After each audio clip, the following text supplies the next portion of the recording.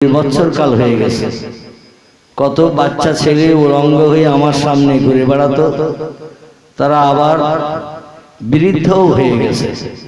আবার কত মানুষ আমার সামনে উলঙ্গ হয়ে বাচ্চা হিসাবে ঘুরে বেড়াতো, তারা কবরেও কবরস্থ হয়ে গেছে। ঠিক বললাম না ভুল বললাম? কারণ আল্লাহ যারে ডাক দেবেন তাকে তো চলেই যেতে হবে। তো বিশেষ করে এখন আপাতত খিদিরপুর গ্রামে 3টি জুমা মসজিদ মানে সাগরের সঙ্গে সানন্দে চলছে। একটি জলবার, একটি মৃধাপাড়া, আর একটি পূর্বপাড়া। এছাড়াও আরো অনেক অক্তীয় মসজিদও হয়েছে, হয়নি? অনেক অক্তীয় মসজিদও হয়েছে।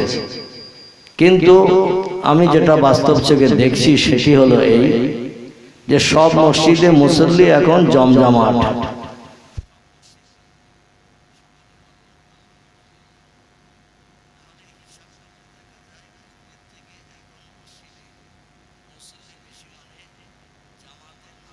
বেশি নাকি সব মসজিদ এখন ভর্তি। তবে অনুরোধ রাখবো, বিশেষ করে পূর্ব পাড়া, এই পুরানো জামে মসজিদের পার্শ্ববর্তী এলাকার মানুষ, আপনারা যারা এই জামে মসজিদের কাছাকাছি বসবাস করেন, অন্য পাড়ার মসজিদে অনেক মসজিদে জলসা হয়ে গেছে, কিন্তু এই মসজিদের জলসা এখনো হয়নি। তো আমি এই এলাকার মানুষদের কাছে অনুরোধ রাখবো, অধিকাংশ দিন আমি শেষে বা মাঝের দিকে বক্তৃতা করি। আজকের আমি একেবারে সর্বপ্রথমেই শুরু করছি এশার নামাজ বাদ। এই জন্য মাইকের মাধ্যম দিয়ে যারা আওয়াজ শুনতে পাচ্ছেন, আমি সকলের কাছে অনুরোধ রাখছি, খালি মাঠে তো গোল দেওয়া যায় না ভাই, যায় নাকি? 2 দল লাগে, 2 দল না হলে খেলা জমে না, আর শ্রোতারা দেখেও খুশি হতে পারে। তো অসুবিধা হয়, আমার কানে আওয়াজ আসলে অসুবিধা হবে। তো আমি সকলের কাছে অনুরোধ রাখছি, এখন বর্তমান সমস্ত গ্রামবাসীদের মসজিদ পূর্বপাড়ার মসজিদ নয়, বিশেষ করে এই পূর্বপাড়া গ্রামবাসী এবং জলপাড়ের কিছু মানুষ, তাদের কাছাকাছি মসজিদ থাকলেও ও মসজিদে তারা যায় না, তারা দৌড়িয়ে হেঁটে হেঁটে এই মসজিদে আসে। তো এই মসজিদের মহব্বতের মানুষ যারা আছেন, আমি সকলের কাছে অনুরোধ রাখছি, নিবেদন রাখছি, যদি পায়ে হাত দিতে বলেন তাও দেব ইনশাআল্লাহ। আপনারা বিবি বাচ্চার মায়া ছেড়ে খাওয়া দাওয়া পরিত্যাগ করে গল্প গুজবের মজলিসে সময় না দিয়ে এই সুন্দর পরিবেশে এসে বসে যান। কারণ 2 দল মাঠে না নামলে খেলা হয় না, আর সে খেলা দেখেও তৃপ্তি হয় না। এখানেও 2টি দলের লোকের দরকার আছে না নাই? এখানেও 2টি দলের লোকের দরকার আছে। একটি দল হলো বক্তা আর একটি দল শ্রোতা। আলহামদুলিল্লাহ, তাহলে এখানেও বক্তা শ্রোতা 2 দলের মানুষের আনাগোনার প্রয়োজন আছে। এজন্য সকলে এই বেহেশতের বাগানে আসুন। তাদেরই তকদির মন্দ, তাদেরই ভাগ্য খারাপ, মাইকের মাধ্যম দিয়ে আওয়াজ শোনা সত্ত্বেও যারা পেজি ফুরুলি পাপড় ফুচকা বাদাম ভাজার দোকানের আশেপাশে ঘুরে বেড়াচ্ছেন, আমি তাদের জন্য বলবো বদনসিব। কারণ বেঁচে থাকলে বাজারে প্রতিদিন যাওয়া যাবে, কেনাকাটাও প্রতিদিন করা যাবে, কিন্তু এই মজলিস তো প্রতিদিন হবে না ভাই। হবে? এই মজলিস প্রতিদিন হবে না, বছরে একদিন হয়ে থাকে, যেখানে প্রিয় নবীর মহব্বতে দরুদ শরীফ পড়া হয়, আল্লাহর নামে শুকরিয়া সুবহানাল্লাহ বলা হয়, আল্লাহর নামে রেজামন্দির উদ্দেশ্যে, আল্লাহকে খুশি করার উদ্দেশ্যে আলহামদুলিল্লাহ আমরা প্রকাশ করি, আল্লাহ তারিফ করি, গুণকীর্তন করি, আলহামদুলিল্লাহ বলি, সুবহানাল্লাহ বলি, কলেমা শরীফের জিকির করি। এই মজলিসে যেখানে ফুটবল খেলা হয়, কবার কলেমা পড়ে ফুটবল খেলা শুরু হয়, কথা বলে। আচ্ছা, যেখানে ক্রিকেট খেলা হয় ওখানে কবার দরুদ শরীফ পড়ে ক্রিকেট খেলা শুরু হয়। যেখানে ফাংশন হয়, যাত্রা হয়, বেদের মেয়ে ধোসরা, এইরকম কি নাম টাম আছে, আরো কত নাম আছে, বেহুলা লক্ষিন্দর, এইরকম কত নাম। অধমকে আল্লাহ সেই বেহুলা লক্ষিন্দরের একেবারে সে বাসর ঘরে পর্যন্ত অধমকে দেখিয়ে এনেছেন। বাংলাদেশের বগুড়া জেলায় জায়গাটির নাম হলো মহাস্থান। কি নাম বললাম? মহাস্থান। দেখতে না পারলেও নাম শুনে রাখে। জায়গাটির নাম হলো মহাস্থান। এইখানে আল্লাহ প্রেমিক একজন খোদা ভক্ত ইয়ামানের দেশের মানুষ, তিনি ওইখানে কবরস্থ হয়ে রয়েছেন। এমন করে একজন খোদাদ্রোহী বাদশাকে পরাজয় বরণ করিয়ে বাংলাদেশের বগুড়া জেলা এবং পার্শ্ববর্তী এলাকার মানুষদের বেঈমান থেকে ঈমানের কলেমা পড়িয়ে মুসলমান বানিয়েছিলেন। জোরে বলুন সুবহানাল্লাহ। তার নাম হযরত শাহজালাল রাহমাতুল্লাহ আলাইহি। কি নাম বললাম? শাহজালাল ইয়ামানি এবং শাহপরান ইয়ামানি, দুই মামা ভাগ্নের কবর আছে সিলেটের জমিনে। আল্লাহ অধমকেও সে কবর দেখিয়েছে, একটু উঁচু ঢিবি পাহাড়ের উপরে। মামারও কবর, ভাগনারও কবর। যাই হোক, আমি ওদিকে যাব না। যেটা বলতে চাচ্ছিলাম সেটি হলো এই, বাংলাদেশে আজ শতকরা 95% মুসলমানের বসবাস হওয়ার মূলে এই আল্লাহওয়ালারা ইয়ামানের দেশ থেকে এসে হিন্দু রাজাকে, ঠিক বললাম না ভুল বললাম? অধিকাংশ মানুষের ধ্যান ধারণা চিন্তা ভাবনা বাংলাদেশ একটি ইসলামী রাষ্ট্র হোক, কোরআনী আইন চলুক। আগামীতে যদি কোরআনী আইনে সফলতা না পাওয়া যায় তাহলে আবার যা ছিল তাই হবে। তো আমাদের স্বপ্ন, আল্লাহ কোরআনে তত্ত্বকোট করেছেন, আমার কোরআনের আইন তোমরা দেশে চালু করলে অবশ্যই আসমানি রহমত প্রাপ্ত হতে পারবে। তাই মানুষের চিন্তা ভাবনা অন্তত 2-5টা বছর ইসলামী রাষ্ট্র হোক, যদি ভালো না চলে সারা জীবন তোমরা অন্য রাজনীতি করিও, কোনো কথা বলবো না। এই হলো বাংলাদেশের মুসলমানদের স্বপ্ন। আল্লাহ তাদের স্বপ্নকে আগামীতে পূরণ করিয়ে মুখে হাসি ফোটান। সকলে বলুন আমিন। আর যারা আশেপাশে আছে, বিশেষ করে দোকানদার ভাইদের বললে তো তারা শুনবে না, কারণ তারা ব্যবসা করতে এসেছে। ওদের দোকানের সামনে খরিদ্দার না থাকলে মাল বেচা কেনা হবে না। এই জন্য যারা দোকানের আশেপাশে গ্রামের ইমানদার মুমিন মুসলমান ভাইরা ঘুরে বেড়াচ্ছেন, সকলে সুন্দর পরিবেশে এসে বসুন। এবং আমার মা বোনেদের কাছে আমি অনুরোধ রাখছি, দাদিমা বললে ভুল হবে, চাষিমার শাড়ি মায়ের শাড়ি। কারণ দাদিমার ওই লাল পাড় সাদা খোল ও তো মেয়েদের চলবে না, চলবে নাকি? আর ও চললে তো কোনো যুবক আর চোখে কি আর চোখে দেখবে না, বা চোখে মিটকিও মারবে না। এই জন্য চাষিমার শাড়ি, আম্মার শাড়ি, খালাতো বোনের শাড়ি, ফুফাতো বোনের শাড়ি, এইরকম শাড়িগুলো কালেকশন করে নিয়ে একেবারে নায়িকা মার্কা কোষা দিয়ে এখন রাস্তায় ঘুরে বেড়াচ্ছে। আমি আস্তে আস্তে মসজিদের সামনে যখন আসলাম, দেখলাম 3 জন মেয়ে আর সম্ভবত 4 জন ছেলে অ্যাকশন করতে করতে আসতেছে। আমি তখন এসেছি কেবল মসজিদের সামনে, গাড়ি থেকে নামিনি। তো আমার ড্রাইভার হরেন দিচ্ছে, ওরা হরেনের আওয়াজও শুনতে পাচ্ছে না, মানে ওদের কাছেই হরেন দিচ্ছে। ওদের তখন মন রয়েছে আসমানে। কোথায়? মানে সঙ্গে যে নেকড়ে বাঘ রয়েছে, ওই নেকড়ে বাঘের কথা কি হয় সেইটা শোনার জন্য পাগল হয়ে গেছে।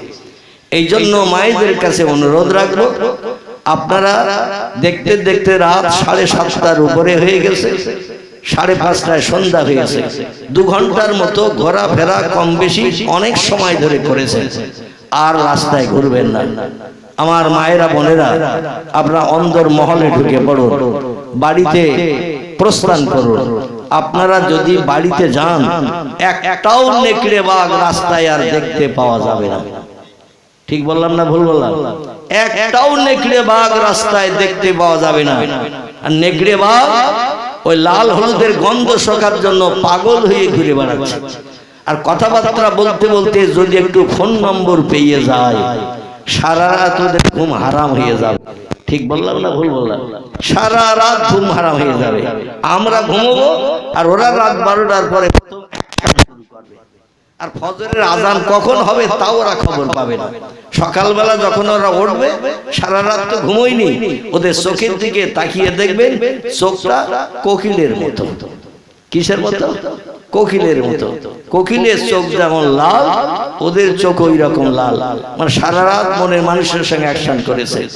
যখন আজান ওই প্রেমিকের কানে চলে গেছে, ও তখন বলছে আজান হয়ে গেছে, বাড়ির আপনজন সব উঠে যাবে, আর কথা বলা যাবে না।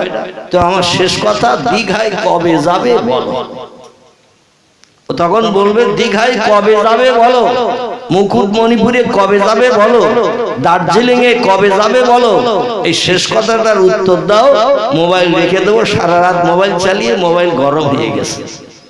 আর যদি উত্তরটা দেয় তুমি যেখানে নিয়ে যাবে সেইখানেই যেতে রাজি আছি, তুমি আমার আমি তোমার, এই কথাটা যদি বলে, ও আকাশের চাঁদের উপরে আর কিছু যদি থাকে সেটাও হাতে পাবে না, পাবে না, সেটাও হাতে পেয়ে যাবে।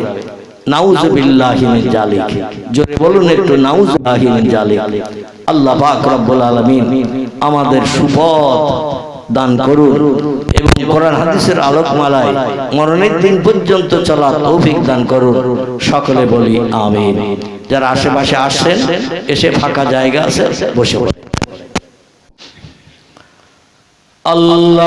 আলহামদুলিল্লাহ আলহামদুলিল্লাহিল্লাযী হাদানা লিহাযা ওয়া মা কুন্না লাউলা আন হাদানাল্লাহ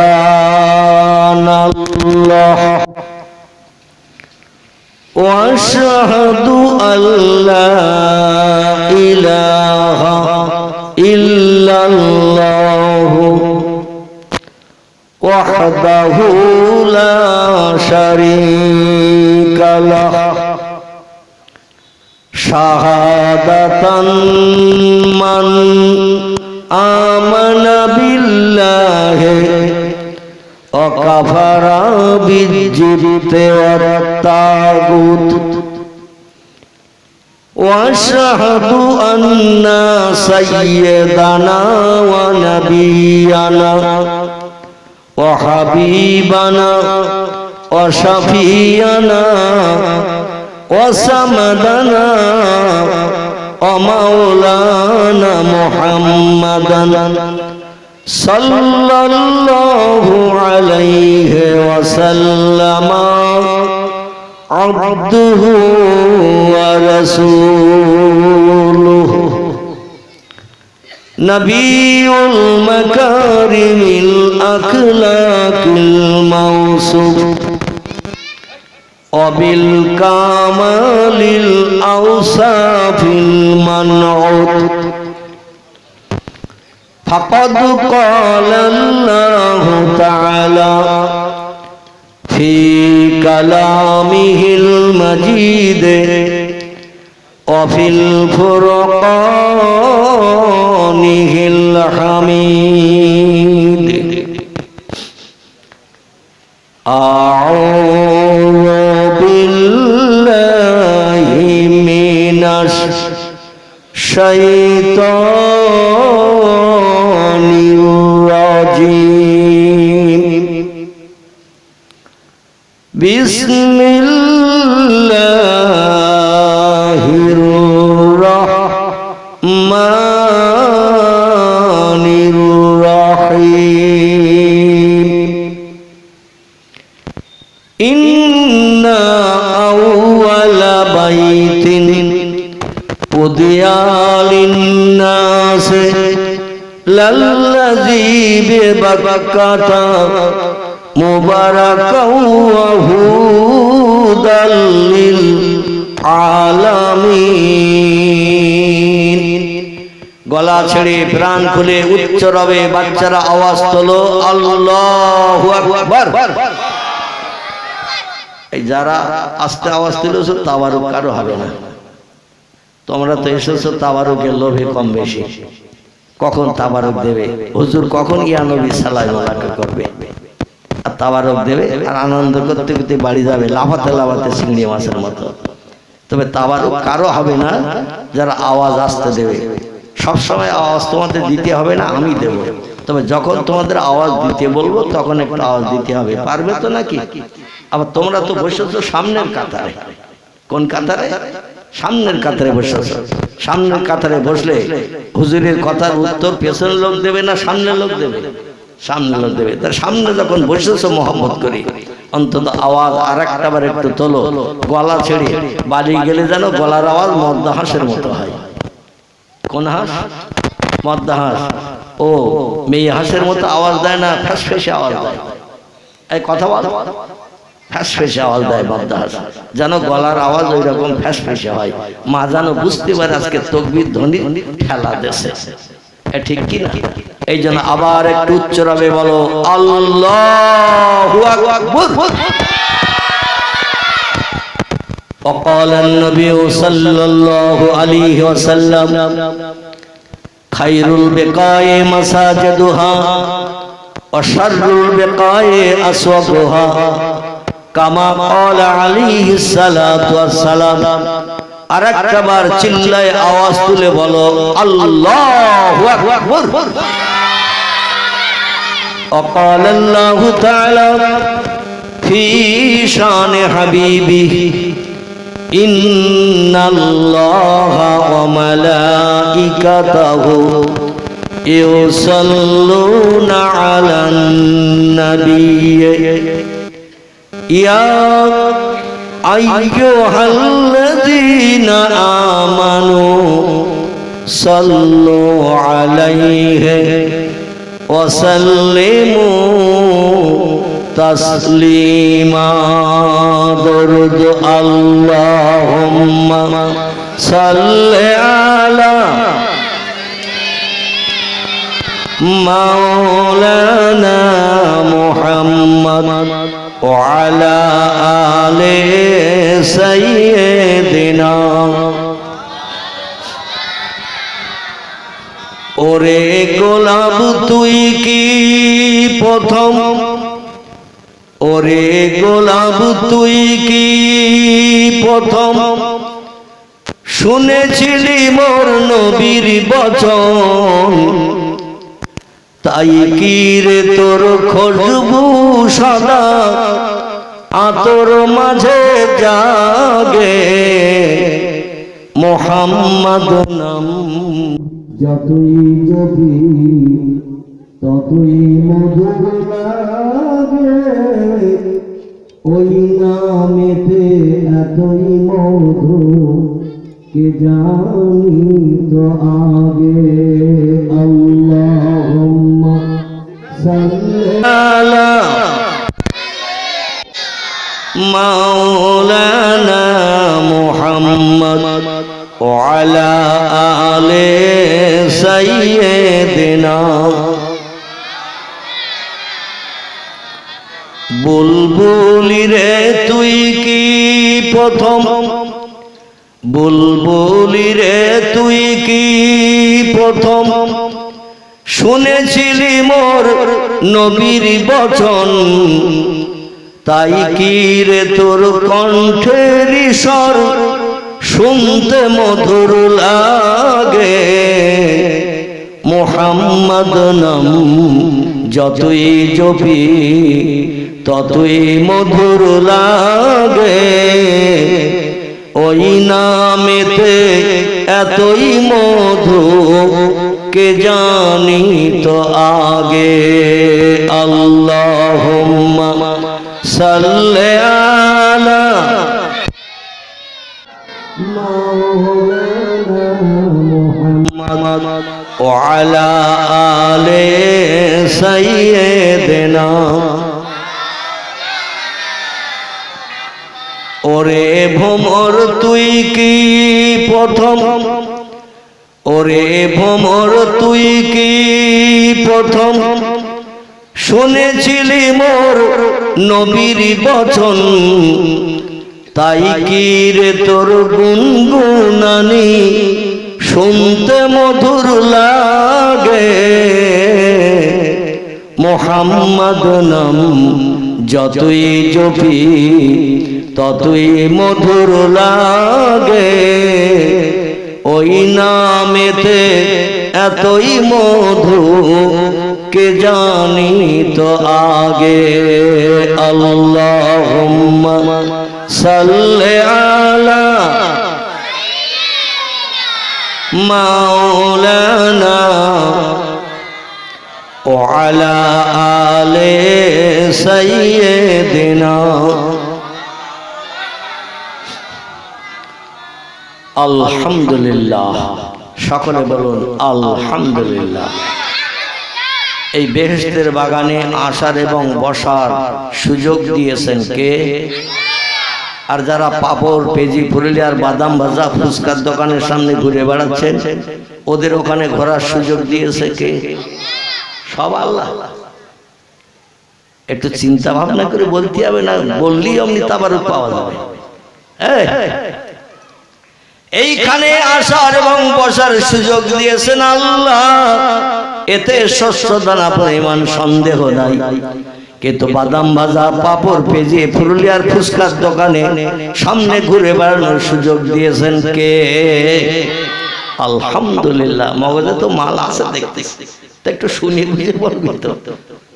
ওদের ওখানে বসার সুযোগ দিয়েছে শুধু শয়তান না, ইবলিস শয়তান। কি শয়তান? লানাতুল্লাহি ইবলিসা।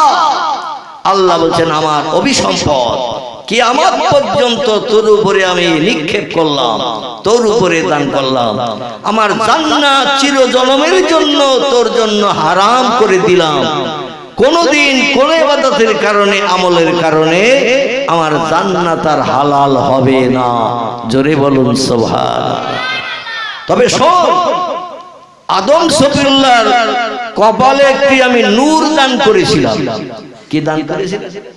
আউয়ালু মা খালাকাল্লাহু নূরি। আল্লাহ বলছেন যখন আমি কোনো কিছুই বানাই নাই, পয়গম্বর মুহাম্মদ রাসূলুল্লাহ তত্ত্ব দিয়েছেন। যদিও কিছু বর্ণনাকারীরা বলেন এই তত্ত্বটি হলো জয়ীব হাদিস, তবে ফুরফুরার পীর আবু বকর সিদ্দিক আল কুরাইশির ছোট সাহেবজাদা, যাকে বলা হতো বক্তা সম্রাট, এমন করে তামাম আলেম ওলামা বাংলার মানুষ যারে বলতো সুলতানুল ওয়াইজিন। আরবিতে সুলতান শব্দের বাংলা অর্থ হলো বাদশাহ, আর ওয়াইজিন শব্দের অর্থ হলো যারা ওয়াজ নসিহত করে। আমার ভাইরা, সারা বাংলাদেশের মানুষ, ত্রিপুরার মানুষ, যার নামের পাশে সার্টিফিকেট দিয়েছিল সুলতানুল ওয়াইজিন, ওয়াজ নসিহতের বাদশাহ, বক্তাদের বাদশাহ, তিনি কিন্তু মাদ্রাসায় পড়েননি, কোন হাই স্কুলে পড়েননি।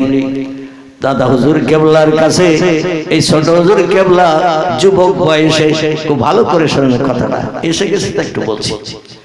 দাদা হুজুর কেবলার কাছে যৌবন বয়সে, যুবক বয়সে ছোট হুজুর কেবলা এসে ফপিয়ে ফপিয়ে কাঁদে। কি করে? বাপের কাছে ছেলেরা কাঁদবে না তো আর কার কাছে কাঁদবে? অনেক সময় ছেলেরা আবদার মেটানোর জন্য ইচ্ছা করো মায়া কান্নাও কাঁদে।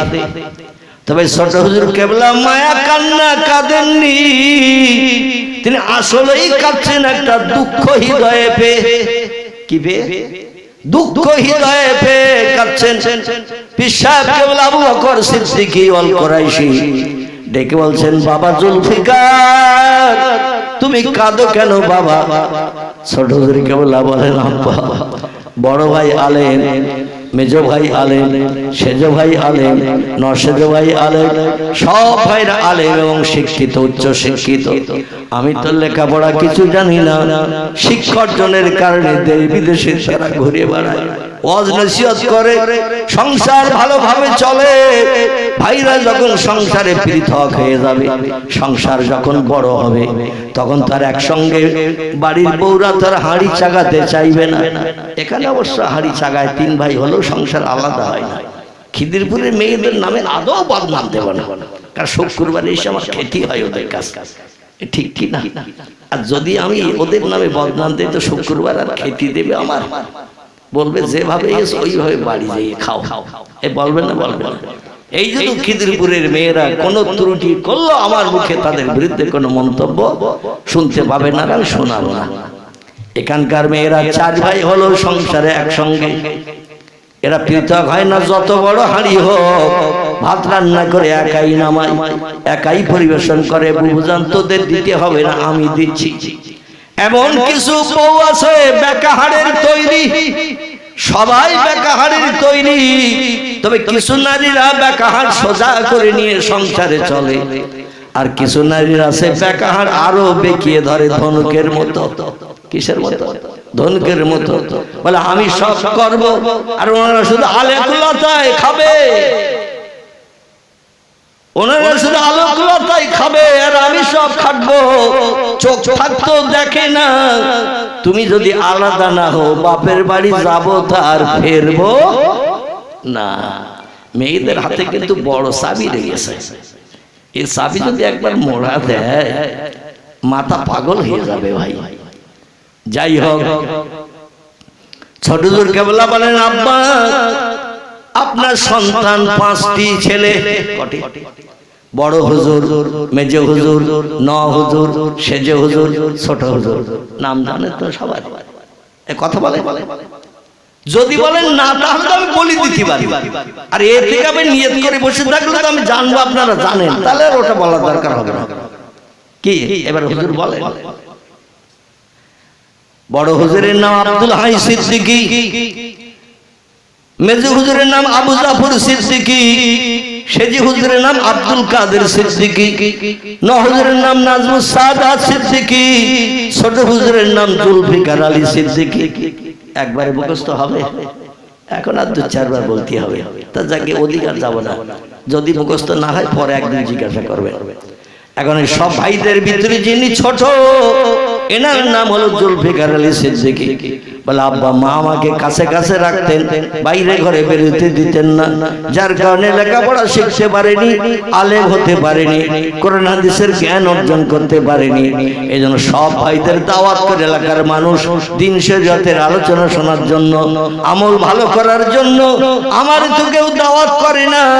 আমার ভবিষ্যৎ জীবনে ভাইরা যখন আলাদা হয়ে যাবে, আমার সংসারটা কিভাবে চলবে? এটা অনেক ছেলে বলে না, বাপের কাছে বলে। ছোট হুজুর কেবলা এই তথ্যটা দিয়েছিলেন বাবার কাছে। ছোট হুজুর কেবলার অন্তরটা কেঁদে উঠলো। বলে বাবা সাদ্দাকতে ইয়া ইবনি, তুই সঠিক তথ্য দিয়েছিস, সঠিক প্রশ্ন করেছিস। ভাইদের সংসার যখন পৃথক হবে, তখন ভাইরা তো সংসার চিন্তা করবে না। আর যদিও ভাই রক্তের বাঁধন, সংসার চিন্তা করতে যায়, বউরা টেনে ধরবে। ঠিক বললাম না ভুল বললাম? যেই ভুল বলবো সঙ্গে সঙ্গে ধরিয়ে দেবে, চুপ করে থাকবে না। ভাইরা যদিও মায়া করে ভাইকে, মায়া করে ভাইপোকে, মায়া করে ভাইজিকে, একই রক্তের বাঁধন ভাইয়ের সঙ্গে, সেই ভাইয়ের বাচ্চা নিজের ছেলের আইসক্রিম দিলে ভাইয়ের বাচ্চা থাকলেও তারে দেওয়ার চেষ্টা করে। আর ওনার ওই যে বেকাহার বিশেষ মন্ত্রী, কি মন্ত্রী? বিশেষ মন্ত্রী, রাতের বেলা যখন স্বামী স্ত্রী শুয়ে পড়ে, দেখবেন এক বালিশে মাথা দেয় কিংবা 2টো বালিশ গায়ে গায়ে লাগায়, আর বিছানায় শুয়ে পড়ে এমন কান কামড়ায়, পরের দিন সকালবেলা নিজের ছেলের আইসক্রিম দিল, ভাইয়ের বাচ্চাটার দিকে ফাল ফাল করে তাকায়, আর নিজের ঘরের দরজার দিকে লক্ষ্য করে খোকার মা দাঁড়িয়ে দেখছে কিনা।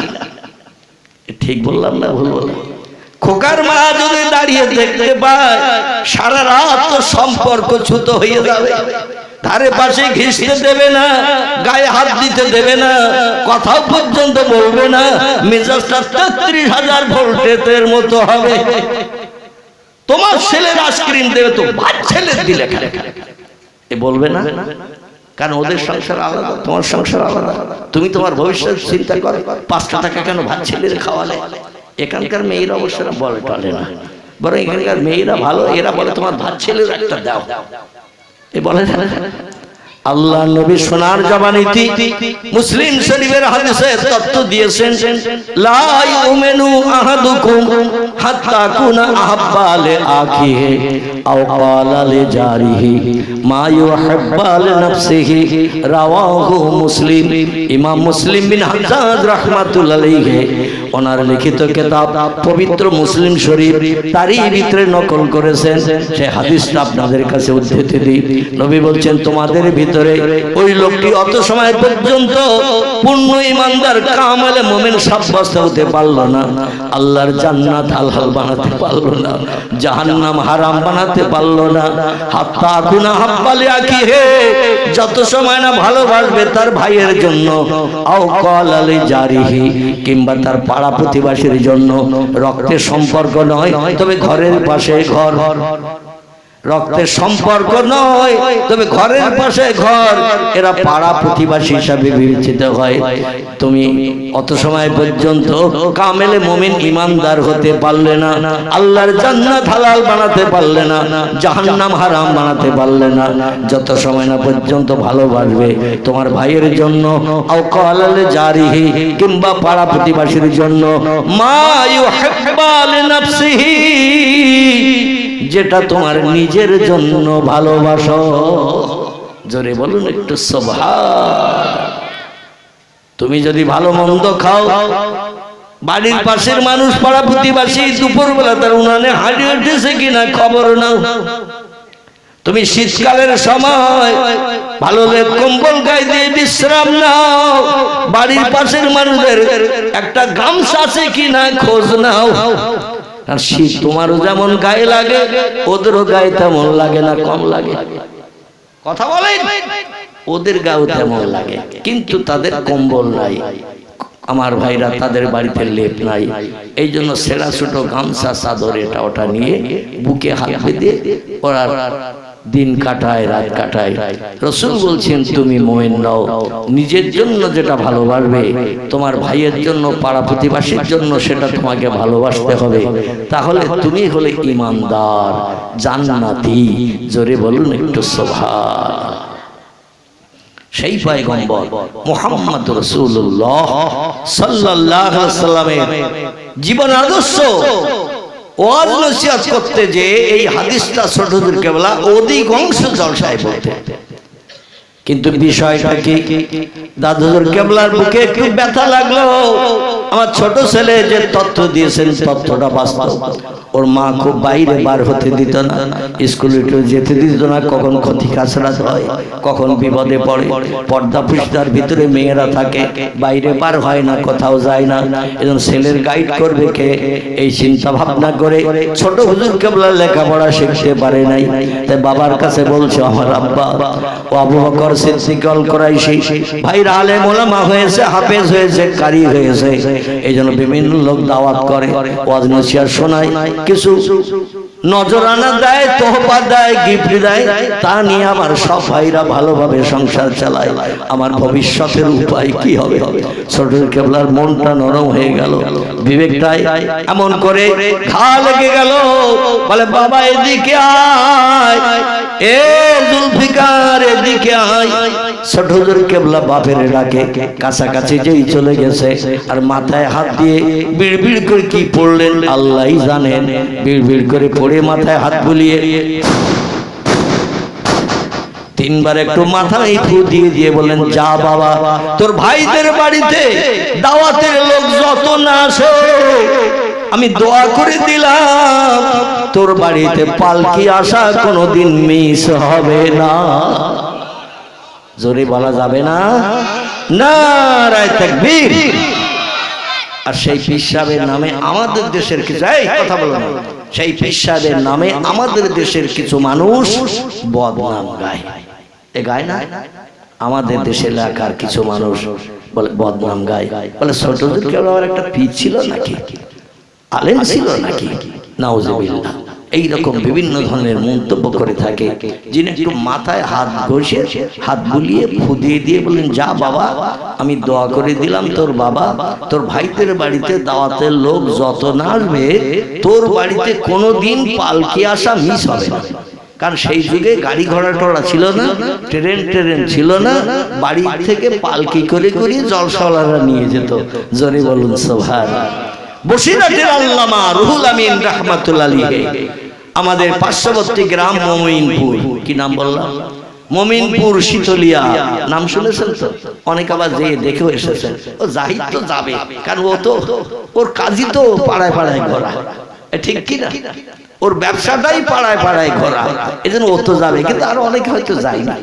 তো আল্লামা হুজুরকে দাওয়াত করতো মমিনপুরের মানুষ, শীতলিয়ার মানুষ, বয়রাগাছির মানুষ, আমার ভাইরা দক্ষিণ দেবীপুরের মানুষ হুজুরকে বাড়ি থেকে পালকিত করে নিয়ে চলে যেত। জোরে বলুন একটু সুবহানাল্লাহ। তো পালকিত করে যারা হেঁটে হেঁটে নিয়ে যায়, এদের একটু শর্ট রাস্তা পেলে ভালো হয়, কারণ হেঁটে যেতে হবে, রাস্তা ঘুরে আসতে গেলে অনেক পথ হাঁটতে হবে। শর্ট রাস্তা দিয়ে গেলে তাড়াতাড়ি গন্তব্যস্থানে পৌঁছানো যাবে, এই জন্য শর্ট রাস্তা ধরতো পালকিওয়ালারা। বসিরহাট ভাবলা রেল স্টেশন দেখেছেন? ভাবলা রেল স্টেশন, ওই রেল স্টেশনের পশ্চিম মাথা থেকে মাঠের ভিতর দিয়ে একটা রাস্তা, যে আমাদের আস্তানা নেওয়া আস্তানা, যেখানে আল্লাহর একজন অলি ব্যক্তি কবরস্থ আছে, শাহ সুফি রমজান আলী রাহমাতুল্লাহ আলাইহি। কি নাম বললাম? শাহ সুফি রমজান আলী রাহমাতুল্লাহ আলাইহি। তার কবরের পাশ দিয়ে আমাদের মেন রোডে, দিঘির ধারের মেন রোডে, ট্রেন গেট দিয়ে যে রাস্তাটা দিঘির ধারে চলে গেছে, ওই রাস্তায় যে মিশে গেছে। তো আমার ভাইরা পালকিওয়ালারা বসিরহাট হুজুরকে বাড়ি থেকে কাঁধে করে পালকিতে করে নিয়ে ভাবলা স্টেশনের উপর দিয়ে, বাগাটির উপর দিয়ে, চৌমাথা হয়ে বাগাটি, বাগাটি হয়ে ভাবলা রেল স্টেশনের পশ্চিম মাথা দিয়ে মাঠপাড়ার উপর দিয়ে চলে যাচ্ছে। নেওরা রোড ধরবে, অনেক পথ কম হবে, এই চিন্তা ভাবনা আসছে। যেই ঝোপঝাড় জঙ্গল সামনে ফাঁকা মাঠটা পেরিয়ে যেই ভাবলা মাঠ পাড়ার ফাঁকা মাঠ, এখনো রাস্তা আছে, মানুষেরা ঘর বেঁধেছে। আমার ছোটবেলায় একটাও ঘর ছিল না, শুধু ফাঁকা রাস্তা ছিল। তবে বসিরহাটে উঠতে গেলে হাঁটা যাত্রী যারা, তারা ওই রাস্তা দিয়ে বেশি যেত। এখন টোটাল রাস্তার ধারে দুই দিকে ঘর হয়ে গেছে, বসতি বেশি হওয়ার কারণে। যে আস্তানা রোডের কাছাকাছি গেছে, হুজুর বলছে, বাবা পালকি রাখো। কি করো? বেহারারা পালকি রাখো। বেহারারা মনে মনে চিন্তা করলেন, হুজুরের বোধহয় পেশাবের প্রয়োজন হয়েছে, কিংবা কাজায় হাজার, হঠাৎ করে হয়তো পায়খানার বেগ পেয়েছে। আমাশার পায়খানা যাদের ধরে, ও কখন পায়খানা লাগবে কেউ বুঝতে পারে। আবার পায়খানা যখন লাগে মাথার চুল পুড়ে যায়, মনে হয় 7 কেজি মতো হবে। পায়খানায় বসলে দেখবেন 5 গ্রাম, আমাশার পায়খানা 5 গ্রাম, কিন্তু এমন বেগ লাগে মনে হয় পায়খানায় বসলে 7 কেজি হবে।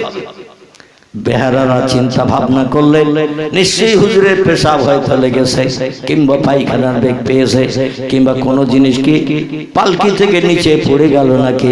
আমাদের পালকি রাখতে কেন বললো? যেই বেহারারা পালকি কাঁধের থেকে নামিয়ে জমিনে রেখে দিয়েছেন মাঠপাড়া রাস্তার উপরে, হুজুর সঙ্গে সঙ্গে পালকি থেকে নেমে যে জুতো দোকানে হাতে করে নিয়ে বলছে, বাবা আমার পিছনে পিছনে এসো, যখন দরকার হবে পালকিতে আবার উঠবো। এই আল্লামা রুহুল আমিন রাহমাতুল্লাহ আলাইহি মুরাকাবা মুশাহাদার সবক মস্ক করে, রাত জেগে জেগে তাহাজ্জুদের নামাজ পড়ে, ইশরাকের নামাজ পড়ে, চাশতের নামাজ পড়ে, আওবিনের নামাজ পড়ে, চোখ এমন পরিষ্কার করে নিয়েছিলেন যে চোখটাকে আরবি ভাষায় বলা হয় ইলমে লাদুন্নির চোখ, যে চোখটাকে বলা হয় বাংলা ভাষায় অন্তরের চোখ। আল্লাহ পাক এটা আল্লামা হুজুরকে দান করেছিলেন, এবং অন্তরের কানও দান করেছিলেন। জোরে বলুন একটু সুবহানাল্লাহ।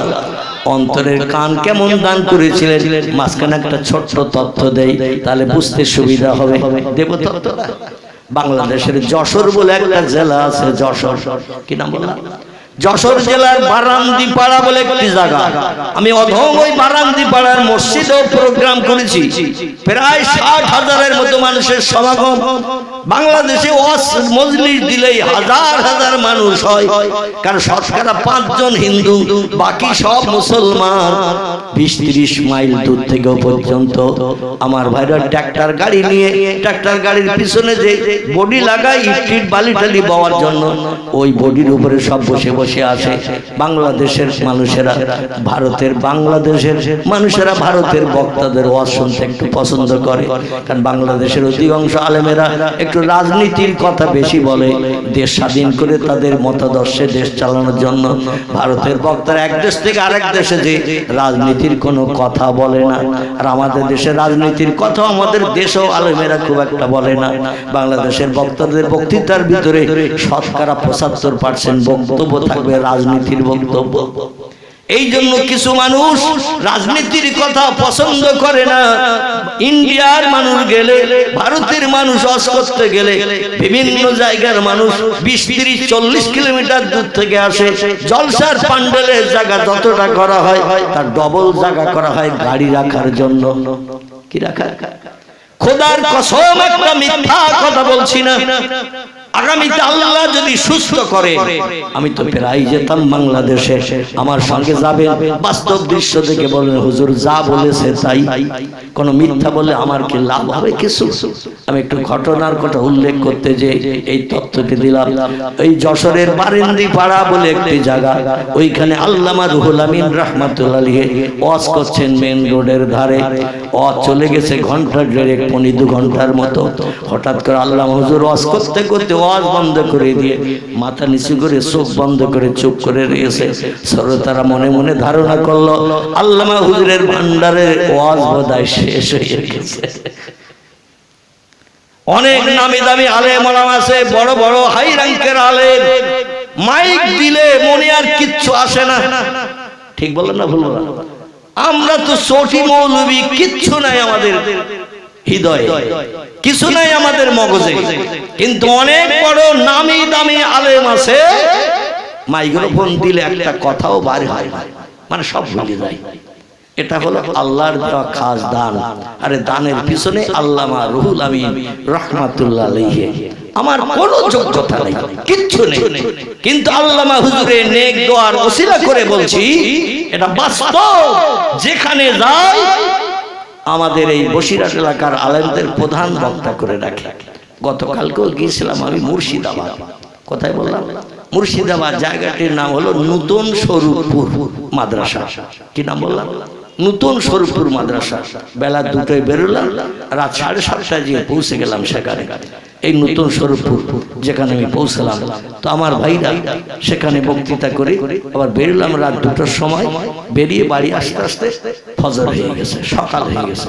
তখন আবসা আবসা আলো দেখা যাচ্ছে। এরকম সময় তাড়াতাড়ি করে ফজরের নামাজ পড়ে শুলাম, আর 10:30টার সময় ঘুম ভেঙেছে। কখন? 10:30টায়, মানে সারা রাত জাগা, 2.5 ঘন্টার উপরে বক্তৃতা করেছি। তারপরে অসুস্থ মানুষ আবার চাঁদা পয়সা তুলেছি, তুলে বাড়ি এসে ফজরের নামাজ পড়ে শুয়ে পড়েছি, আর বাড়ির কেউ ডাকিনি। 10:30টায় ঘুম ভেঙেছে। তাও মনে হচ্ছে আর ঘন্টাখানি ঘুমুলি ভালো হইতো। এইরকম ব্যাপার। আপনারা মনে করেন হুজুররা ওয়াজ করে বোধহয় কষ্ট হয় না।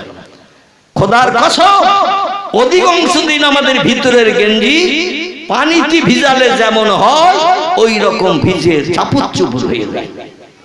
গতকালকে জামা গেঞ্জি খুলে গাড়িতে বসে আছি, একেবারে সাধারণ বাড়ির লোকের মতো, মানে সব ভিজে গেছে। আজকেরও ভেজা শুরু হয়ে গেছে, কারণ আজ আবার একটু গরম শুরু হয়ে গেছে। অন্য দিনের তুলে আজ একটু গরম বেশি না, একটু বেশি। তো আল্লামা রুহুল আমিন রাহমাতুল্লাহ আলাইহি মাথা নিচু করে ওয়াজ বন্ধ করে, বাহ্যিক চোখ বন্ধ করে কার সঙ্গে জানো মনের কথা বলছে। শ্রোতারা 2-5 মিনিট দেরি হয়ে যাচ্ছে, মনে মনে ধারণা করলো আল্লামা রুহুল আমিনের ওয়াজের ভান্ডার খালি হয়ে গেছে। আচ্ছা, আল্লামা রুহুল আমিনের ওয়াজের ভান্ডার কি খালি হওয়ার কথা? যিনি 82 খানা হাদিসের কিতাব, 72 খানা ফিকার কিতাব, 65 খানার মতো তাফসীরের কিতাব যিনি মেমোরিতে মগজে জমা করে রেখেছিলেন, আল্লাহ যদি 400 বছর হায়াত তার দিত, তার ওয়াজের ভান্ডার কি খালি হতো? শ্রোতারা ডেকে বলছে হুজুর বাংলাদেশের মানুষ একটু মুখ পোটা, মানে ওরা 2-5 মিনিট ধৈর্য ধরতে পারে না। মানে মুসলমানদের দেশ, ওদের নামে তো কেউ কথা বলে না। হিন্দু মেয়েরাও পর্যন্ত মাথা সিঁদুর দেয় না, মাথার কাপড় পরে না। ওরা এই পরিবেশে রাস্তাঘাটে বার হয়। মুসলমানদের মেয়েরা যেমন হিন্দু ভাইদের মেয়েরাও তেমন। নামি দামি পুজো পর্যন্ত হয়, আশেপাশে সব মুসলমান, তাদের ঘুমে ডিস্টার্ব হওয়া অসুবিধা হবে, মাইকও পর্যন্ত বাজায় না, হাতে ওরা শাখাও দেয় না, কপালে ওরা ওই যে কি দেয় না সিঁদুরও দেয় না, মানে বুঝতে দেয় না আমরা হিন্দুর ঘরের মেয়ে। এইরকম পরিবেশে তারা থাকে। জোরে বলুন সুবহানাল্লাহ। আর আমাদের মেয়েরা রাস্তায় যখন বার হয়, মুসলমানের মেয়ে বলে চেনা বড় দুষ্কর, বরং জ্যোৎস্না, চম্পা, ঝর্ণা, নাইস, বিউটি, এইরকম ইংরেজি মার্কার নাম নিয়ে রাস্তায় বেরোয়। পোশাক পরিচ্ছদ দেখলেও তাই চেনা যায় হিন্দুর ঘরে, ব্যানার্জির ঘরে, দাসের ঘরে, এমন করে অন্য ঘরের মেয়েরা যাচ্ছে। মানে মুসলমান বলে চিনবেন এমন চেনার কোনো কায়দা নাই। আল্লামা হুজুরকে ডেকে বলে, হুজুর আর ওয়াজ আপনার মনে নাই? ওরা একটু মুখ পটু, মনের ভিতরে যেটা গায় সঙ্গে সঙ্গে বলে দেয়। আল্লামা হুজুর বলছেন, লা ইয়া আখি, ওয়াজ আমার ভান্ডারে আল্লাহ কম বেশি যথেষ্ট জ্ঞান দান করেছে। আমি কলকাতা আলিয়া মাদ্রাসায় জমাতে উলা পর্যন্ত 6 বছর ফার্স্ট ক্লাস ফার্স্ট হয়েছি, গোল্ড মেডেল সোনার পদক ইংরেজ সরকারের কাছ থেকে প্রাপ্ত হয়েছি। কার কাছ থেকে? তখন ইংরেজ সরকার ছিল। কলকাতা আলিয়া মাদ্রাসা 6 বার গোল্ড মেডেল সোনার পদক ইংরেজ সরকারের কাছ থেকে ছিনিয়ে নিয়েছি। আমার ক্লাস ফ্রেন্ড আরো যত ভাইরা ছিল, কারো বাবার ক্ষমতা হয়নি আমার সঙ্গে পাল্লা দিয়ে আমার উপরে 1 নম্বর পাওয়া, আমার উপরে 1 নম্বর বেশি পাওয়া, এটা কারোর নসিবে জোটেনি। তাই সোনার পদক মেডেল আমার বাড়ি 6টা। কটা? 6টা। আমি যখন 1983-84 সালে মাদ্রাসা আলিয়াতে পড়েছি, একটা তত্ত্ব শুনলে খুশি হয়ে যাবে। মাদ্রাসা আলিয়ার প্রধান শিক্ষক ছিলেন যিনি, হযরত আল্লামা মাহসুমী সাহেব রাহমাতুল্লাহ আলাইহি। এখন আর তিনি বেঁচে নাই, মারা গেছেন। খুব বয়স্ক মানুষ ছিলেন। আলিয়া মাদ্রাসার হেড অফ দ্য ডিপার্টমেন্ট। হাদিসের কিতাবের ভিতরে সবথেকে দামি হাদিসের কিতাবের নাম বুখারী শরীফ। এই বুখারী শরীফ হুজুর পড়াতেন আল্লামা মাহসুমী সাহেব রাহমাতুল্লাহ আলাইহি। তো একদিন ওনার বাড়িতে গেছি ভাই, একটু ওনার সঙ্গে সাক্ষাৎ করতে, দেখা করতে। তো দেখলাম মাথার দিকে ডান পাশে বাম পাশে সব শোকেসে কিতাব ভরা, পাত দিকটা খালি, কোনো শোকেস নাই। তো বললাম, হুজুর এত কিতাব পত্র এই শোকেসের ভিতরে এত সাজিয়ে না রেখে এই পাত দিকে এদিক তো পুরো খালি দেখছি, ওয়াল দেওয়ালের গায়ে, এদিক দূরে একটা শোকেস দিয়ে এত গায়ে গায়ে ঠেসে কিতাব না রাখে এই শোকেসে কিছু দেয়া যেত।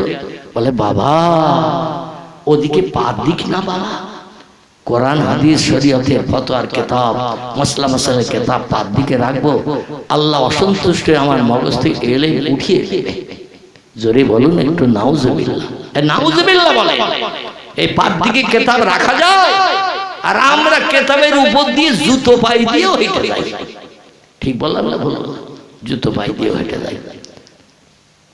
বুখারী শরীফ কিতাবুল মাগাজি, বুখারী শরীফ কিতাবুল মাগাজির 2য় পাঠ তিনি পড়াচ্ছেন। পড়াতে পড়াতে কি মনে হলো, বলছে, ও বাবারা, আল্লামা মাসুমী সাহেব তার নাম, জবরদস্ত আলেম ছিলেন তিনি, বিখ্যাত আলেম ছিলেন। ওই আলিয়া মাদ্রাসা আরেকজন বিখ্যাত আলেম ছিলেন, জবরদস্ত আলেম, কোরআন হাদিসের পোকা ছিল। ওনারা 2 জন, একজনের নাম মাসুমী সাহেব আর একজনের নাম মাহবুবী সাহেব। কি নাম? একজনের নাম মাহবুবী সাহেব, একজনের নাম মাসুমী সাহেব। মাহবুব সাহেব এত বড় জবরদস্ত আলেম ছিলেন, উনি ইরাকের জমিনে চান্স পেয়েছেন কোরআন হাদিস পড়ানোর জন্য। যে দেশে আরবি ভাষা ছাড়া কথা হয় না, ওখানে পড়াতে হয় আরবিতে, ছাত্রদের বোঝাতে হয় আরবিতে, সেইখানে চান্স পেয়েছিলেন আলিয়া মাদ্রাসায় পড়াতে পড়াতে। আলিয়া মাদ্রাসা থেকে তিনি চলে গিয়েছিলেন ইরাকে, পড়াতে পড়াতে আল্লাহ থেকে বিদায় করিয়েছেন। 1983-84 সালের কথা বলছি, কাছাকাছি 83-84, আর এখন কত? 2025। দেখতে দেখতে কম বেশি 40 বছর হয়ে গেছে। তখন ছিলেন তারা বয়স্ক। যাই হোক, এবার ফিরে আসি। মাসুমী সাহেব বলছিলেন, বাবা আল্লামা রুহুল আমিন, মৌলানা রুহুল আমিন আলিয়া মাদ্রাসার ফার্স্ট বয়। আমি পরীক্ষার খাতাগুলো মাঝে মাঝে লাইব্রেরি ঘর থেকে খাতাগুলো বার করে দেখেছি, ওনার পরীক্ষার খাতায় মুমতাহিনেরা, পরীক্ষকেরা কলমের একটু দাগ দেওয়ার সুযোগ পায়নি। জোরে বলুন একটু সুবহান। বলছে এখনো গুদম ঘরে মাদ্রাসা ছেলেদের পরীক্ষার খাতা সব তাল করা আছে। আমি মাঝে মাঝে আলগা করে দেখেছি বসিরহাটে রুহুল আমিন এমন একজন বিজ্ঞ আলেম ছিলেন, পরীক্ষক যে তথ্যটা না গেছে সেটা ওনার মেমোরিতে জমা ছিল বলে সেটাও লিখে দিয়েছে। পরীক্ষকের এমন কি ডেকে বলেছে, ও মুন্সি তবিরউদ্দিনের বেটা রুহুল আমিন, 100-র উপরে যদি কোনো নম্বর দেওয়ার সুযোগ আমার হাতে থাকতো, আমি 100-র উপরে বাড়তি নম্বর দিয়ে তোমার লেখার কারণে আমি খুশি করতাম, কিন্তু 100-র উপরে তো বাড়তি নম্বর দেওয়ার কোনো ক্ষমতা পরীক্ষকের নাই। এই আমি মনের দুঃখ মনে নিয়ে তোমাকে 100 নাম্বার দিলাম। তো আমার মন চাইছিল যা আমি প্রশ্ন করেছি তার থেকে বেশি তথ্য তুমি লিখেছো যা আমার মগজেও নাই, আমার ব্রেনে নাই যে তথ্যগুলো উত্তরগুলো সেগুলো তুমি লিখে দিয়েছো। এই জন্য 100-র উপরে যদি 2-5-7 নাম্বার বাড়তি দেওয়ার সুযোগ থাকতো তাই দিয়ে তোমার মুখে হাসি ফোটাতাম। তিনি হলেন আল্লামা রুহুল আমিন রাহমাতুল্লাহ আলাইহি। জোরে বলুন একটু সুবহানাল্লাহ। আমার ভাইরা, এই আল্লামা রুহুল আমিন রাহমাতুল্লাহ আলাইহি তিনি বায়াত হতে গেছেন ইলমে জাহিরির জ্ঞান অর্জন করে, ইলমে জাহিরের জ্ঞান অর্জন করে প্রকাশ্য দ্বীনি শিক্ষা করে এবার আধ্যাত্মিক জগতের জ্ঞান অর্জনের জন্য একটা পীর সাহেব খুঁজে বেড়াচ্ছেন। মুফতি সালমানি রাহমাতুল্লাহ আলাইহি হুগলি ফুরফুরা জমিনে একজন পীর ছিল সে যুগে। সেই পীরের হাতে হাত দিয়ে প্রথম বায়াত হয়েছিলেন। অল্প কিছুদিনের ভিতরে ওনার পীর সাহেব মারা গেলেন। বলে পীর তো চলে গেল, মাল মশলা তেমন আধ্যাত্মিক জগতের কিছু পেলাম না, আবার তো আমার পীর ধরতে হবে, কোথায় যাই কোন জায়গায় যাই। বসিরহাট এলাকার মানুষের কাছে শুনলেন বর্তমানে বহু মানুষ আরেকজন পীর সাহেব আছে ফুরফুরার জমিনে, তার নাম হলো আবু বকর সিদ্দিক আল কুরাইশি। ওনার কাছে যাচ্ছেন বায়াত হয়ে ইলমে লাদুনির জ্ঞান অর্জন করতে, মারফতি জ্ঞান অর্জন করতে, আধ্যাত্মিক জগতের জ্ঞান অর্জন করতে ওনার কাছে যাচ্ছেন। আল্লামা হুজুর বললেন যার পীর নাই সে হলো শয়তানের ভাই। কার ভাই? যার পীর নাই, অভিভাবক নাই, সে হলো শয়তানের ভাই। মেয়েদের অভিভাবক কে? আল্লাহ। মরে গেছেন নাকি? মেয়েদের অভিভাবক কে? আলহামদুলিল্লাহ। এত সুন্দর তথ্য জানা সত্ত্বেও চুপ করে বসে আছেন, আমার চিন্তা করতে হচ্ছে। মেয়েদের অভিভাবক হলো স্বামী। আর রিজালু কাওয়ামুনা আলান নিসা। আল্লাহ বলছে ও দুনিয়ার মেয়েরা, তোমাদের অভিভাবক হিসাবে আমি একজন ব্যক্তিকে পৃথিবীতে বানিয়েছি, তার নাম হলো তোমার বিবাহিত স্বামী। জোরে বলুন সুবহানাল্লাহ।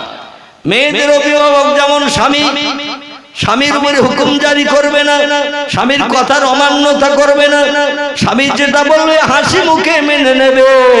মুখের মুস্কি হাসি পাড়ার মিন্টু পিন্টু লালটু বল্টু এদের কাছে না দেখিয়ে তোমার স্বামীরে দেখাও।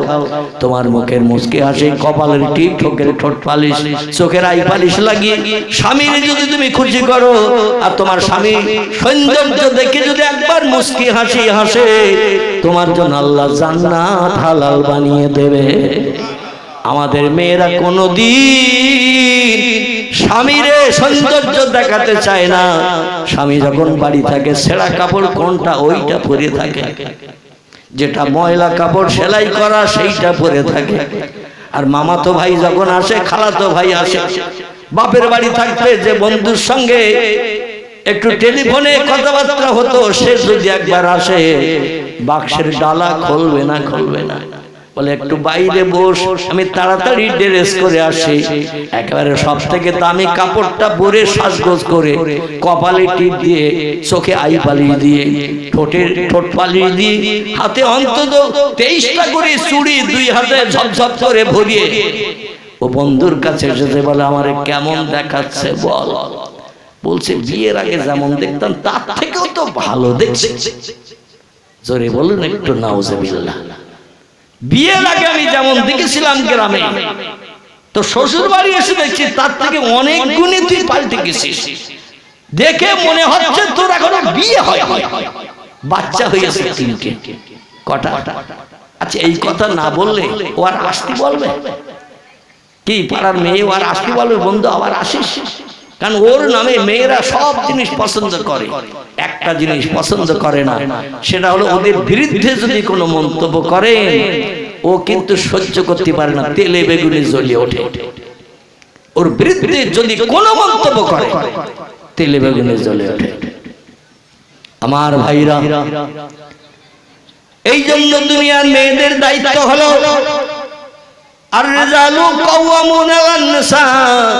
স্বামী তোমাদের হাকিম করে পাঠিয়ে দিয়েছে, হাকিমের উপরে হুকুম জারি করবে না, স্বামীর কথার অমান্যতা করবে না, স্বামী যেটা বলে কষ্টের কাজ হলো হাসি মুখে সেটা মেনে নেবে। জোরে বলুন একটু সুবহানাল্লাহ। খিদিরপুরের মেয়েরা তার থেকে আরো ভালো, এদের নামে কোনো বদনাম দেব না। আমার ভাইরা, সংসার জীবনে যারা সুখী হয় আল্লাহর জান্নাত এই পৃথিবীর জমিনে তাদের ঘরে নেমে যায়। আর যাদের কুটকাট স্বামী স্ত্রী এক জায়গায় হলেই চলে, ইবলিস শয়তান গাছের ডালে বসে বসে ঠ্যাং নাচাতে থাকে। ইবলিস শয়তান গাছের ডালে বসে ঠ্যাং নাচায়। এই জন্য ছোট হুজুর কেবলার জন্য ফুরফুরা পীর সাহেব দোয়া করলেন, আল্লাহ এমন জ্ঞান তার মগজে দান করেছিলেন। ফুরফুরা টাইটেল মাদ্রাসার হেড অফ দি ডিপার্টমেন্ট প্রধান শিক্ষক ছিলেন যিনি, আমার ভাইরা মাওলানা আবুল কাসেম সাহেব তার নাম ছিল। কি নাম বললাম? যিনি প্রধান শিক্ষক, সুপারিনটেনডেন্ট, প্রধান শিক্ষক, তিনিও পর্যন্ত ছোট হুজুরের সঙ্গে জলসায় যেতেন। কি জন্য? জলসা শোনার জন্য। যিনি কোরআন হাদিসের বিজ্ঞ পণ্ডিত, ছাত্রদের কোরআনের শিক্ষা দেন, বুখারী শরীফ মুসলিম শরীফের শিক্ষা দেন, অগাধ পাণ্ডিত্য আল্লাহ যার মেমোরিতে দিয়েছেন, টাইটেল মাদ্রাসার প্রধান শিক্ষকের মর্যাদা পালন করে দীর্ঘদিন দায়িত্ব পালন করেছেন, এই লোকটা একটা মূর্খ লোকের সঙ্গে ওয়াজ শুনতে যেত। জোরে বলুন একটু সুবহানাল্লাহ। আসলে ছোট হুজুর মূর্খ ছিল না, ওই বাবার দোয়ার কারণে আল্লাহ তার মগজ এমন সাফ করে দিয়েছিলেন। যখন অনর্গল হাদিসগুলো বলতেন, কোন আয়াত পড়ে মানে বলতেন, কাসেম সাহেব আর নজরে হুজুরের দিকে তাকিয়ে তাকিয়ে দেখতো আমাদের মগজে যে জ্ঞান নাই, আল্লাহ সেই জ্ঞান মূর্খ মানুষের মগজে কেমন দান করেছেন। তাজ্জব হয়ে যেতেন মাঝে মাঝে, এমন তত্ত্ব তিনি প্রকাশ্য ঘোষণা করেছেন। জোরে বলুন একটু সুবহানাল্লাহ। আল্লামা রুহুল আমিন রাহমাতুল্লাহ আলাইহি, তিনি দ্বিতীয় পীর ধরার জন্য, যার পীর নাই সে হলো শয়তানের ভাই। এই জন্য পীর ধরতে হবে, আল্লাহ মানুষের সংস্পর্শে যেতে হবে, আমল পরিবর্তন হবে, চরিত্র পরিবর্তন হবে। এই জন্য তিনি লোকমুখে শুনলেন আবু বকর সিদ্দিকী বলে ওই ফুরফুরা শরীফে আর একজন পীর আছে, পূর্বে যার হাতে হাত দিয়েছিলেন গোলাম সালমানি তার নাম। কি নাম বললাম? গোলাম সালমানি তার নাম ছিল। তিনি ইন্তেকাল করেছেন, মারা গেছেন। আর মনে মনে চিন্তা করলেন, আমার পীর সাহেব আগে যিনি ছিলেন তিনি তো মোটামুটি ভালো পীর, আধ্যাত্মিক জগতের জ্ঞান তার ছিল, ইলমে মারিফাতি জ্ঞান, ইলমে জাহিরি জ্ঞান, ইলমে লাদুন্নির জ্ঞান তার তো ছিল। আল্লাহ তারে ডেকে নিয়েছেন। আর একজন নতুন পীরের নাম শুনলাম এলাকার মানুষের কাছ থেকে, এই পীরটা কেমন পীর আমাকে আগে একটু বায়াত হওয়ার আগে যাচাই করে নিতে হবে। আচ্ছা, যাচাই করা ভালো না খারাপ? ভন্ডের হাতে হাত দিয়ে বায়াত হলে দিন ল্যাপস হয়ে যাবে, সময় নষ্ট হবে, লাভ হবে কিছু? মাথায় শিকশিকে 350 দামি টুপি থাকলে, আর মুখে রবীন্দ্রনাথের মতো বুক জড়া দাড়ি থাকলে, আর গায়ের জামা যদি পায়ের গোস পর্যন্ত, নেসফে সাক পায়ের গোস পর্যন্ত লম্বা জামা যদি থাকে, জামায় যদি আবার দামি নকশা করা থাকে, চেহারা যদি আমার ভাইরা কাশ্মীরের মানুষের মতো হয়। কোন মানুষ? কাশ্মীরের মানুষ। ওদের দেখতে ভালো না খারাপ? তুরস্কের মানুষ দেখতে ওই রকম সুন্দর। মেয়েদের জানে এক শ্বাস থেকে বাড়ি করা হয়েছে। যারা হজ পাক করতে গেছেন আমার কথা একমত হতে পারবে। তারই তো ওয়াজ মাথায় উঠেছে। এত বক্তার পিছনে তারা কালেকশন করে, আমি একটু ওয়াজ করতেছ তো করি নাকি? আচ্ছা, তোমাদের খুশি করলে ওরা তো আবার রেগে যাবে না? পরে আর কখন হবে? না, আমার অনেক টাইম নেই, আমার 9টা পর্যন্ত সময়, অনেক টাইম আমার নেই। যাই হোক, সবাই খুশি হলো নাকি? সাপও না মরে, কথা বলে, লাঠিও না ভাঙে। এইরকম একটা চিন্তা মৌলবীদের করতে হবে।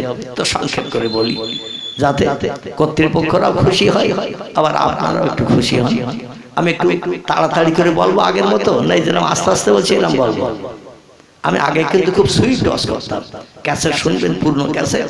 মানে আমার লেহান জবান, আমি নিজের গর্বের কথা বলছি না, এত পরিষ্কার আল্লাহ করে দিয়েছিলেন, আমি সুইট ডস করতাম।